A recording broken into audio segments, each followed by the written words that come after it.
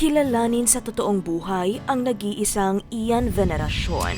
Sa taglay na kagwapuhan ni Ian Veneracion, marami ang nagtatanong kung ilang babae na nga kaya ang dumaan sa buhay niya at bakit magandang halimbawa siya sa mga kalalakihan.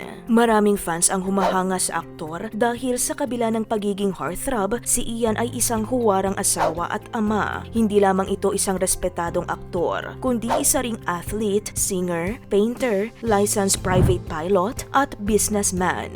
Ang buong pangalan niya ay Stephen Ian Lopez Veneracion at ang kanyang Spanish ancestry ay ang isa sa mga dahilan ng kanyang matikas na anyo. Para sa kaalaman ng iilan, ang kanyang ama na si Roy Santos Veneracion ay isang renowned painter. He is considered as one of the leading abstract artists in the Philippines. Ang ama ni Ian ay naging estudyante noon ng sikat na pintor dito sa ating bansa na si Fernando Amorsolo, kaya naging magaling din ito na abstract artist. Namana ni Ian sa kanyang ama ang hilig nito sa artworks at pagiging artistic. Isa rin itong mahusay na pintor at nagdaraos ng kanyang solo painting exhibitions na iniaalay niya sa kanyang ama. Pag sinabi nating talent, ay parang sinalo na yata ni Ian ang mga talento. Dahil bukod sa sining, isa rin siyang composer pero hindi niya nare-release commercially at tumutugtog din ng mga instruments gaya ng piano at gitara. Isa rin siyang adventurer. Mahilig siya sa extreme sports tulad ng scuba diving, paragliding at skydiving.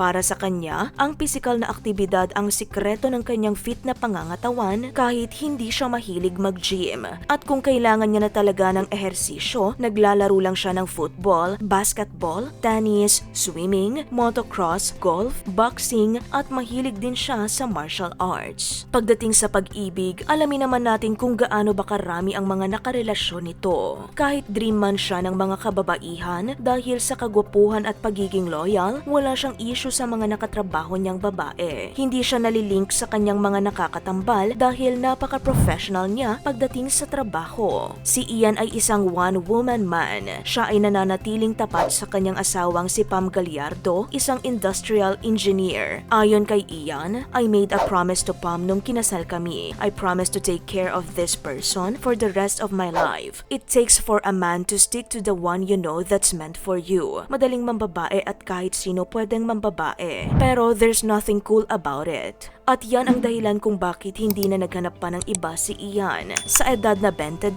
sila ay nagpakasal. Ngayon, mahigit 25 taon na silang kasal at masaya pa rin sa piling ng isa't isa. Sabi ni Ian sa isang panayam na ang kanyang asawa ay hindi selosa at very private person. Binibigay din ni Ian sa kanyang asawa ang pag-handle sa mga finances at ang lahat ng sahod niya. Ang kanilang pagmamahalan ay nagbunga ng 3 anak, sina Draco, Dids at Ducho, na pare-parehong mahilig sa extreme sports activities at adventures gaya ng kanilang ama. Ang panganay na si Tristan Draco ay ipinanganak noong 1998 na gwapo at artistahin rin katulad ng kanyang ama. Kinuha nito ang bachelor's degree in legal management sa De La Salle University. Mahilig siyang mag-motorbiking, hiking, sailing at snowboarding. Ang pangalawa at nag-iisang babaeng anak na si Deidre o Dids ay isang licensed paraglider. Sa isang pagkakataon, proud na nagbigay suporta si Ian kay Dids tungkol sa pagiging parte nito sa LGBTQIA+